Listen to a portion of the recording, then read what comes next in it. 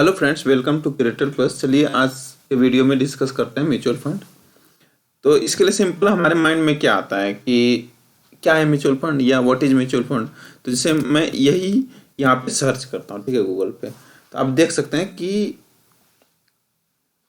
पहला तो आ गया कि डिक्शनरी डेफिनेशन बता दिया, an investment program founded by shareholders that trades in diversified holding and it's professionally managed. अब यहाँ पे राइट साइड में देख सकते हैं, कॉर्नर पे विकिपीडिया का भी डेफिनेशन आ गया, हिंदी इंग्लिश दोनों में। Mutual fund is professionally managed investment fund that pulls money from many investor to purchase securities. The term is typically used in the United States, Canada, and India, while similar securities across the globe include the SICAV in Europe and open-ended investment company in the UK. और हिंदी में वही है कि mutual fund, जिसे हिंदी में पारस्परिक निधि कहते हैं, किंतु इसका अंग्रेजी नाम अधिक प्रचलित है। एक प्रकार का सामूहिक निवेश होता है। निवेशकों के समूह मिलकर स्टॉक, अल्पावधि के निवेश या अन्य प्रतिभूतियों में निवेश करते हैं। यूटीआई एएमसी भारत की सबसे पुरानी म्यूचुअल फंड कंपनी है।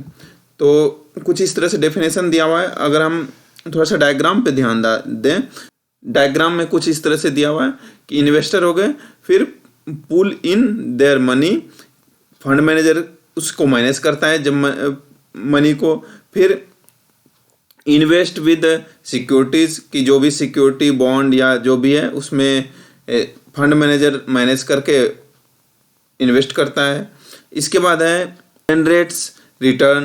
अब क्या जनरेट करता है, तो रिटर्न, जो भी रिटर्न होता है उसमें वापस से वही गेन होता है कि रिटर्न, और पास बैक टू इन्वेस्टर। तो यही वापस घूम के रिटर्न के रूप में इन्वेस्टर के पास जाता है। पैसे लगाने वाला भी इन्वेस्टर होता है, वापस से इन्वेस्टर के पास जाता है। ये पूरा प्रोसेस है इस तरह से।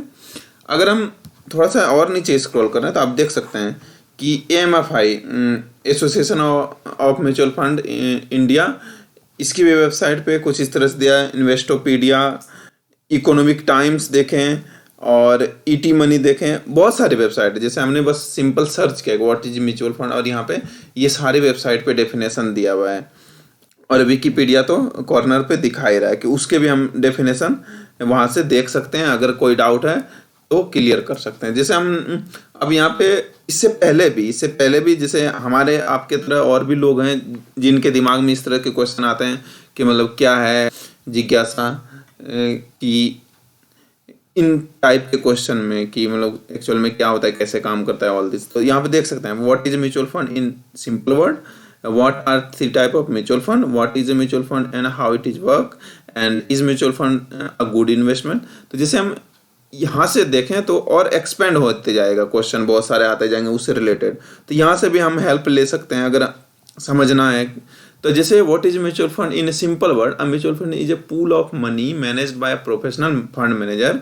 It is a trust that collects money from a number of investors who shares a common investment objective and invest the same in equity, bonds, money market investments and और अदर सिक्योरिटीज। ठीक है, कहने का मतलब कि चाहे तो इन सब में भी हो सकता है या किसी एक में भी हो सकता है।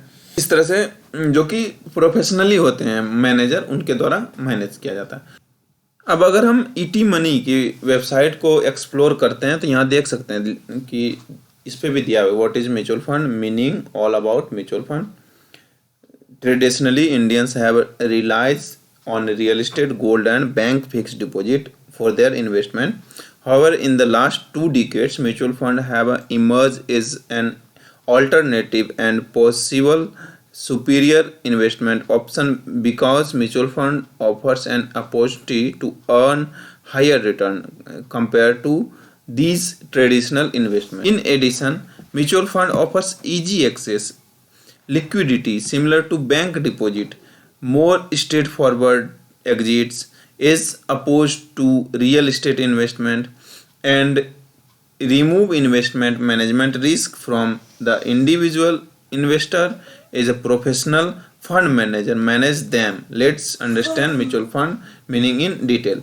तो अगर मोटा मोटी अगर यहाँ पे देखें तो कहने का मतलब है कि जहाँ हम भारतीय ज़्यादातर गोल्ड, रियल एस्टेट और बैंक फिक्स डिपॉजिट पे ज़्यादा भरोसा करते हैं कि मतलब कि ये ज़्यादा सुरक्षित है इस तरह से। लेकिन 2 डिकेड से मतलब पिछले 20 सालों से अगर देखें तो थोड़ा ये अवधारणा चेंज हुई है कि अब हम भी मतलब कि म्यूचुअल फंड के बारे में हायर रिटर्न देता है और ये किस तरह से काम करता है, ये सारी बातें जानकर इसकी तरफ जा रहे हैं अब हम भी मतलब कि। तो इसमें क्या है कि इन एडिशन म्यूचुअल फंड में क्या होता है एडिशन में कि mutual fund offers easy access, कि इजी एक्सेस होता है मान लो कि जैसे रियल एस्टेट में या गोल्ड में या बैंक फिक्स्ड में। अभी ये क्या है कि आपके इजी एक्सेस में लिक्विडिटी है सिमिलर टू बैंक डिपॉजिट, जैसे कि बैंक डिपॉजिट में होता है लिक्विडिटी। हाँ, मोर स्ट्रेट फॉरवर्ड, जैसे कि एग्जिट करना है is oppose to real estate investment. मान लो कि रियल एस्टेट में कहीं इन्वेस्टमेंट किया, अब उससे एग्जिट करने के लिए ये नहीं है कि आप सडनली एग्जिट कर जाएंगे, लेकिन इसमें क्या है कि स्ट्रेट फॉरवर्ड एग्जिट है कि अगर हमें एग्जिट करना है तो उस टाइम पे आप कर सकते हैं इस तरह से। And remove investment management risk from individual investor, कि जैसे मान लो कि हमने इंडिविजुअली कुछ किया, मतलब मान लो कि स्टॉक मार्केट में कोई स्टॉक खरीदा या रियल एस्टेट में भी कोई इन्वेस्टमेंट किया, गोल्ड में किया, वो क्या है कि इंडिविजुअल लेवल पे क्या। बट यहाँ पे क्या है कि हमें नहीं करना है वो चीज़, वो मैनेज करने के लिए फंड मैनेजर है, तो वो इस चीज़ को मैनेज करेगा।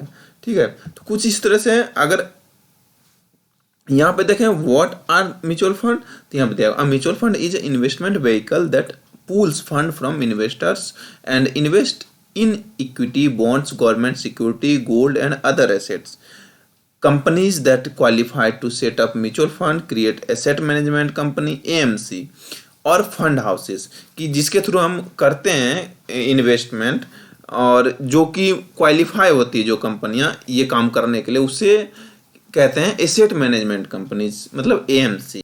और फंड हाउस इसे ही कहते हैं which pool in the money from investor market mutual fund manage investments and enable investor transaction. Mutual funds are managed by sound financial professionals known as a fund manager who have a expertise in analyzing and managing investment. The fund collected from investor in mutual fund are invested by the fund manager in different financial assets such as stock, bonds and other assets as defined by the fund investment objectives.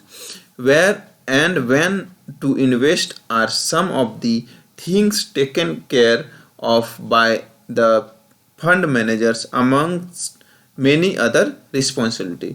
कि एक fund manager होता है जो कि professionally उनके पास उस field की knowledge होती है, एजुकेशन होती है और एक्सपीरियंस होते हैं, तो उस बेस पे फंड मैनेजर की जैसे किसी भी AMC ने नियुक्त किया हुआ है तो वो सारी चीज़ें देख के और फिर उनका काम होता है वो कि मैनेज करना है कि इस फंड को कहाँ पे लगाना है, किस फंड में लगाना है, कब एग्जिट करना है और कब कितने टाइम तक टिके रहना है, ये सारी बातें मैनेजर के ऊपर है और अदर रिस्पॉन्सिबिलिटी होती है वो भी निभाना पड़ता है।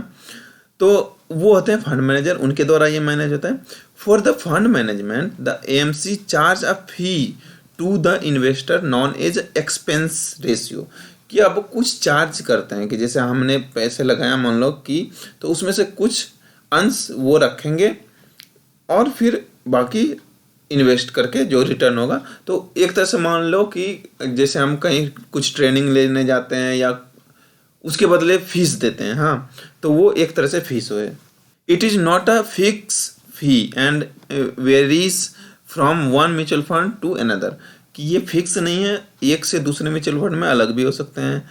SEBI has defined a maximum limit of the expense ratio that can be charged on the basis of the total assets of the fund, कि फंड के टोटल एसेट्स कितने उसके अकॉर्डिंग ये हो सकते हैं उसके बेसिस पे।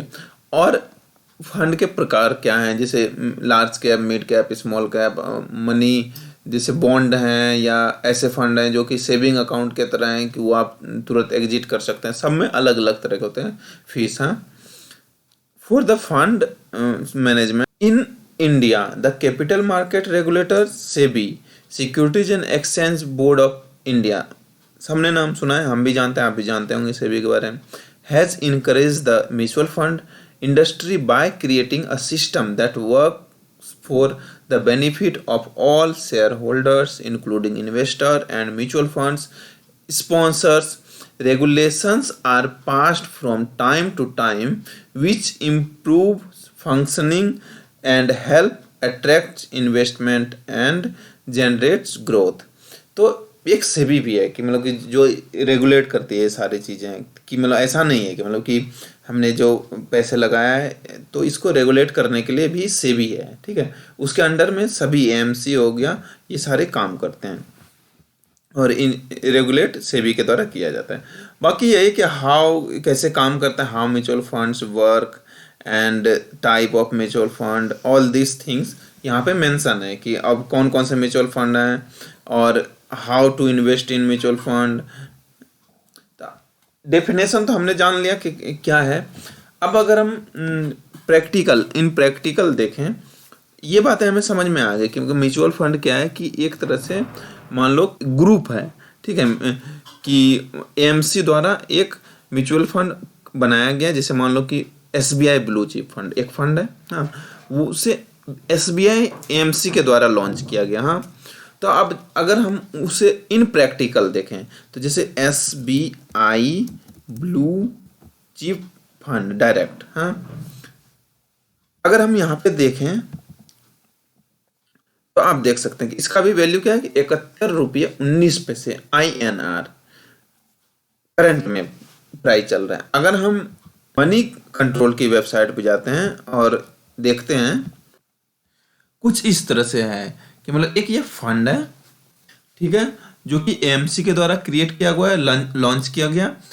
अब यहाँ पे इसके बारे में सारा डिटेल्स दिया हुआ है कि जैसे दो तरह के होते हैं, कि रेगुलर होता है, एक डायरेक्ट होता है। हाँ, तो रेगुलर होता है जो कि अगर हमें नहीं करना है डायरेक्टली मैनेज, तो उसके लिए कि एएमसी के द्वारा वो मैनेज होगा, मतलब आप वो ज़्यादा टेंशन नहीं लेना चाहते हैं, लेकिन उसके लिए ज़्यादा फीस देना होता है। और डायरेक्ट है जो कि आप खुद मैनेज करना चाहते हैं, जो कि मोस्टली मैं बताऊंगा। हाँ, तो अब जैसे यहाँ पे डायरेक्ट सिलेक्ट है और यहाँ पे आप देख सकते हैं NAV 71.186, तो ये अभी करंट वैल्यू है इसकी। और कैटेगरी क्या है, तो लार्ज कैप फंड। हाँ, फंड हाउस का नाम क्या है, तो एसबीआई म्यूचुअल फंड। फंड का साइज कितना है, तो 34,730.27 करोड़। एक्सपेंस रेशियो कितना है, तो 0.9%। जैसा कि अभी बोला था कि जितने भी आप इन्वेस्ट करेंगे तो उसमें ये इतने एक्सपेंस रेशियो है कि मतलब कि इतने खर्च लगेंगे उसमें। अब रिस्कोमीटर पे क्या है इस फंड का, तो हाई है, वेरी हाई है रिस्क इसमें। अब क्रिसिल रैंक है कि ये रेटिंग एजेंसी है, तो कितने क्या रैंक है क्रिसिल में के अकॉर्डिंग, तो एवरेज परफॉर्मेंस अमंग पीयर्स, कि इस तरह के जो भी हैं फंड्स उसमें एवरेज है कि 3 स्टार दिया हुआ है। हाँ, तो इस तरह से पूरा डिटेल्स यहाँ पे दिया हुआ है। अगर हम थोड़ा सा और नीचे चलते हैं तो दिया हुआ है कि लार्ज कैप फंड है, the fund has 94.05% investment in domestic equity, of which 68.51% is large cap stock, 7.74% mid cap में है और 1.1% स्मॉल कैप में। और the fund has 0.14% investment in डेप्ट में भी है और 0.14 इन गवर्नमेंट सिक्योरिटीज में। तो कहने का मतलब कि मोस्टली इसका मेजर इन्वेस्टमेंट लार्ज कैप में, ठीक है।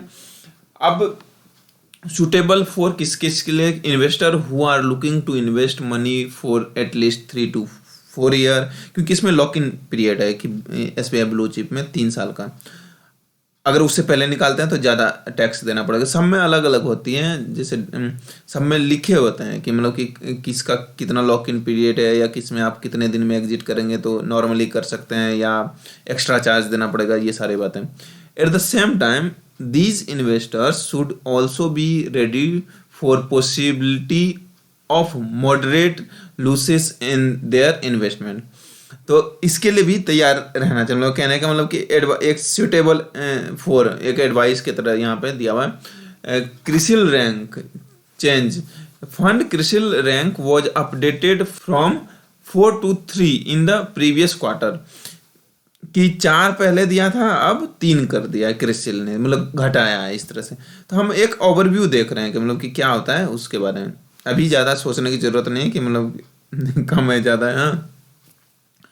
अब अगर हम वन टाइम इन्वेस्टमेंट देखें, वन टाइम इन्वेस्टमेंट, और ये क्या है कि 1 साल के लिए, कि दिस फंड कितना दिया है, 8.25%। अब इसका इन्वेस्टमेंट बेंचमार्क किसमें, S&P BSE 100 TRI, तो इसका कितना है वैल्यू, तो 9.1% है। तो बेंचमार्क से ये कम जा रहा है, तो ये अच्छी नहीं है, मतलब कि ये होना चाहिए बेंचमार्क से ऊपर है, तो वो अच्छा है। और कुछ इस तरह से ये चाल रहा है कि मतलब कि यहाँ से दिखा रहा है 1 साल का, कुछ इस तरह से डायग्राम यहाँ पे ग्राफ में आप देख सकते हैं। SIP रिटर्न और कैलकुलेट रिटर्न, ये सभी आप यहाँ पे कर सकते हैं, मतलब कैलकुलेट करके देख सकते हैं, और SIP रिटर्न भी यहाँ पे चेक कर सकते हैं इस तरह से। अब जैसे मान लो कि कैलकुलेट रिटर्न करना है, अमाउंट यहाँ पे दिया हुआ है 10,000। अब स्टार्ट डेट 2/12/2021 से एंड डेट हुआ 1 साल के लिए। तो अब यहाँ पे क्या है कि 10,825.15 रुपये, 825 रुपये 15 पैसे, 8.25% का ये प्रॉफिट है। एनुअलाइज रिटर्न 8.25, तो कुछ इस तरह से है। अगर हम थोड़ा और नीचे चलते हैं तो यहाँ आप देख सकते हैं रिटर्न NAV एज ऑन 2 दिसंबर 2022 की पीरियड इन्वेस्टेड फॉर, कि 1 वीक 2 वीक 5 ईयर, तो जितने के टाइम के लिए आप इन्वेस्ट किए हैं कितना रिटर्न अभी हो सकता है, मतलब कि हुआ है इस पीरियड में। जैसे मान लो कि 5 साल के लिए तो 81.92%, अगर 1 वीक के लिए तो 1.12%, 1 मंथ के लिए 2.57, अगर किसी ने 2 साल से किया हुआ है तो 45.72%, 3 साल से है तो 62.35%, इस तरह से मतलब इसके दिए हुए परफॉर्मेंस पिछला। और SIP रिटर्न कुछ इस तरह से दिया हुआ है। टैक्स ट्रीटमेंट यहाँ पे अगर हम 1 साल, if sold after 1 year from purchase date, अगर 1 साल से आपने परचेज किया और 1 साल के बाद किया तो उस पर capital gain tax will be applicable. Current tax ratio is 10%। If your total long term capital gain is exit 1 lakh, अगर 1 लाख से ज़्यादा लॉन्ग टर्म गेन एग्जिट करता है आपका लाभांश, तो any cess surcharges is not included. If sold before 1 year from purchase date, अगर 1 साल से पहले बेच देते हैं परचेज करने के बाद तो short term capital gain tax लगेगा, will be applicable. Current tax is 15% है। Any cess surcharges is not included in 15% में, वो सरचार्ज इंक्लूड नहीं है। अब क्या है, portfolio turnover ratio 7%, category average turnover is 144.63, कि मतलब इस कैटेगरी का ये है और इसमें ये है। Fund manager updated portfolio less frequently than peers in last 1 year. Fund manager held stock bonds in the portfolio for longer duration than peers, मतलब कि इस कैटेगरी में जितने फंड हैं, मतलब कि म्यूचुअल फंड, उसके अकॉर्डिंग इस वाले फंड का जो मैनेजर है उन्होंने स्टॉक बॉन्ड को ज़्यादा टाइम तक अपने पोर्टफोलियो में रखा हुआ है। इसमें इक्विटी है 94%, डेप्ट है 0.14%, अदर्स है 5.81%। अब अगर हम यहाँ पे आप देखें तो आप देख सकते हैं कि इसका इन्वेस्टमेंट कहाँ कहाँ है, कि जैसे इक्विटी है 94%, तो इसमें ICICI बैंक में है 7.97%, HDFC बैंक में 7.89%, इन्फोसिस में 4.93%, रिलायंस इंडस्ट्री में 4.60%, ITC में 4.42%, लार्ज एंड टर्बो में 4.41%, हाउसिंग डेवलपमेंट फाइनेंस कॉरपोरेशन में 3.56%, SL टेक्नोलॉजी में 3.34%, स्टेट बैंक ऑफ इंडिया में 3.30%, महिंद्रा एंड महिंद्रा में 2.89%। और भी पूरा लिस्ट देखना चाहते हैं तो पूरा लिस्ट भी हम देख सकते हैं। आप देख सकते हैं कि यह है कंप्लीट इक्विटी पोर्टफोलियो, जितने भी होल्डिंग हैं सभी कंपनियों के यहाँ पे नाम दिए हुए हैं, किस किस में कितना है, मतलब आप ये चीज़ देख सकते हैं, मतलब किसी भी म्यूचुअल फंड का कि उसमें कहाँ पे इन्वेस्टमेंट किया हुआ है। अब जैसे आप देख सकते सबसे लास्ट में Bharti Airtel limited partially paid कितना है, तो 0.09%। कुछ इस तरह से है। अब अगर हम इसी का को कंपेयर करें कि मतलब मान लो कि अगर किसी स्टॉक से कंपेयर करते हैं, हाँ, अब हम यहाँ पे निफ्टी 50 से कोई एक स्टॉक उठाते हैं, जैसे यहाँ पे देखो, और इसमें पहला है इसका ICIC bank, HDFC bank, Infosys, Reliance industry. तो जैसे कि हमने यहाँ पे अभी निफ्टी 50 का लिस्ट ओपन किया हुआ है, तो यहाँ पे आप देख सकते हैं कि इसमें एचसीएल टेक्नोलॉजी भी है, रिलायंस भी है, एचडीएफसी बैंक भी है, हाउसिंग डेवलपमेंट कॉरपोरेशन भी है। तो मतलब ये सारे जैसे डेली हम डिस्कस करते हैं, तो ये क्या है कि जैसे ये यहाँ पे पूरी लिस्ट है कि मतलब इसने सब में नहीं किया हुआ इन्वेस्टमेंट, लेकिन उस ग्रुप में कुछ है कि जैसे मान लो कि आईसीआईसी बैंक है, एचडीएफसी बैंक है, इन्फोसिस है। तो अगर हम फॉर एग्जांपल के लिए आईसीआईसी बैंक में, तो अगर आईसीआईसी बैंक में डायरेक्ट स्टॉक में अगर इन्वेस्ट किया, जैसे यहाँ पे क्या है कि इस फंड में अगर हमने इस फंड में इन्वेस्ट किया, तो इन सभी कंपनियों में इन्वेस्ट किया, इसके साथ इन सभी कंपनियों में इन्वेस्ट हुआ, ठीक है। आईसीआईसी बैंक में भी हुआ, एचडीएफसी में भी हुआ, इन्फोसिस में भी हुआ, रिलायंस इंडस्ट्री में भी हुआ, और इन सभी लिस्ट में जितनी भी है सब में हुआ। अगर हमने एक 70 रुपये का या 70-71 जितने का भी है अगर एक खरीदा, तो उसमें क्या है, इसमें वैसे मिनिमम इन्वेस्टमेंट एसआईपी चलाना चाहते हैं 500 रुपये से चला सकते हैं। सबका अलग अलग होता है, 100 वाले भी होते हैं, 500 वाले भी होते हैं, और 1000 वाले भी, सब में अलग अलग है। बट समझने वाली बात यहाँ पे सिंपल सी ये है कि जैसे अगर हमने इसमें किया किसी में इन्वेस्ट, तो ये सभी में इन्वेस्ट हो गया। लेकिन अगर हमें डायरेक्ट स्टॉक में करेंगे इन्वेस्ट, अगर आईसीआईसी बैंक में करना है, तो वो आईसीआईसी बैंक में ही होगा। जैसे 930.60 रुपये का एक खरीदा, तो अगर ये कल के डेट में अगर नीचे जाता है या ऊपर जाता है, तो वो एक में ही चेंज हुआ कि मतलब कि या तो माइनस में गए या तो प्लस में गए, जो भी होना है, और हमें ये खुद माइनस करना है, देखना है। लेकिन अब इस केस में क्या है कि म्यूचुअल फंड में कि इन सभी में इन्वेस्ट किया हुआ इस फंड ने, और इसे मैनेज करने के लिए मैनेजर है, हमें नहीं करना है वो चीज़ मैनेज, हमें नहीं देखना है कि हम लोग कि ये किस में लगाना है, किस में हटाना है, ये चीज़। और यहाँ पे क्या है कि वो हमें खुद ही करना है, खुद ही देखना है, और इस तरह से कि मतलब कि ये हो गया कि हमारे ऊपर है कि मतलब डायरेक्ट हम इसको मैनेज करते हैं।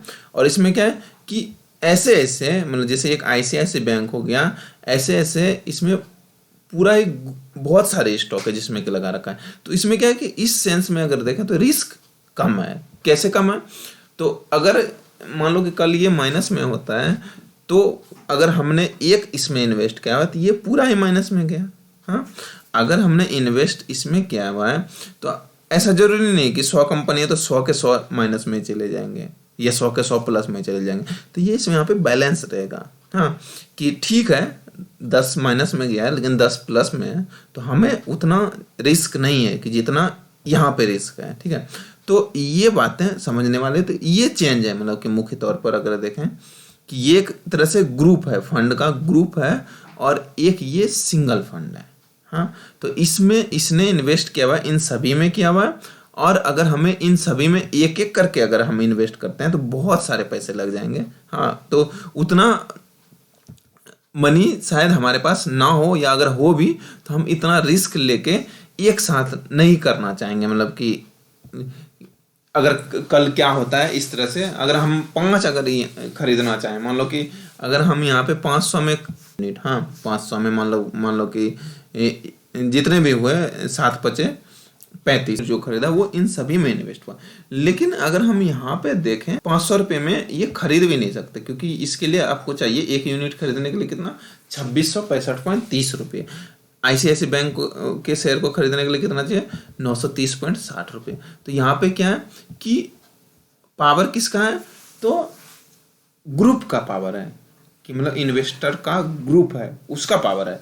अब यहाँ पे क्या है, ये इंडिविजुअल है कि इंडिविजुअल हम शेयर अगर खरीदने जाएं तो ये नहीं खरीद पाएंगे। लेकिन 500 में या 1000 रुपये में, 5000 में अगर वहाँ पे लगाते हैं तो वो उन सभी में इन्वेस्ट हो जाता है। हाँ, तो ये है चेंजेस कि वो म्यूचुअल फंड भी करेगा स्टॉक में ही या बॉन्ड्स में या डेप्ट में इन्वेस्ट, लेकिन वो ग्रुप में करेगा। और यहाँ पे इन्वेस्टर भी बहुत सारे हैं, ग्रुप है। और यहाँ पे क्या है, ये इंडिविजुअल है, एक है। और इन्वेस्टर भी यहाँ पे एक ही है, जो हम करेंगे वही है, और खुद ही मैनेज करना पड़ेगा। और यहाँ पे मैनेजर के द्वारा मैनेज किया जाता है। तो कुछ इस तरह से इसमें फंडामेंटल चेंजेस हैं कि मतलब कि ये सारी बातें अगर हम समझ जाते हैं तो हमें आसानी होती है कि मतलब आगे की बात समझने में, कैसे काम करता है, क्या करता है, ये सब सारी बातें। तो ये है एक्चुअल में प्रैक्टिकल तौर पर अगर हम देखें म्यूचुअल फंड, और ये है एक स्टॉक, हाँ, जिसके बारे में कि डेली हम देखते हैं कोई ऊपर जाता है, कोई नीचे जाता है। उसी तरह से इसमें भी होता है कि सारे वैल्यू कैलकुलेट करने के बाद जो है, तो ओवरऑल क्या होता है, ज़्यादातर टाइम प्लस में ही होता है। हाँ, कभी माइनस में भी होता है, ऐसा नहीं है कि माइनस में नहीं हो सकता। तो ज़्यादातर टाइम ये प्लस में होता है। और इसके परफॉर्मेंस इन सभी पे निर्भर करता है, ना कि किसी एक पे। कुछ इस तरह से काम करता है म्यूचुअल फंड। तो आशा है दोस्तों आपको म्यूचुअल फंड के बारे में समझ में आ गया होगा। और अगर कोई डाउट है तो आप कमेंट बॉक्स में अपना सवाल पूछ सकते हैं और अपना सुझाव कमेंट बॉक्स में दे सकते हैं। आशा है यह वीडियो आपके लिए हेल्पफुल होगा और आपको वीडियो पसंद आया होगा। वीडियो पसंद आया तो लाइक जरूर करें, अपना सुझाव कमेंट बॉक्स में देना ना भूलें। वीडियो देखने के लिए आपका धन्यवाद। आपका दिन शुभ हो। जय हिंद।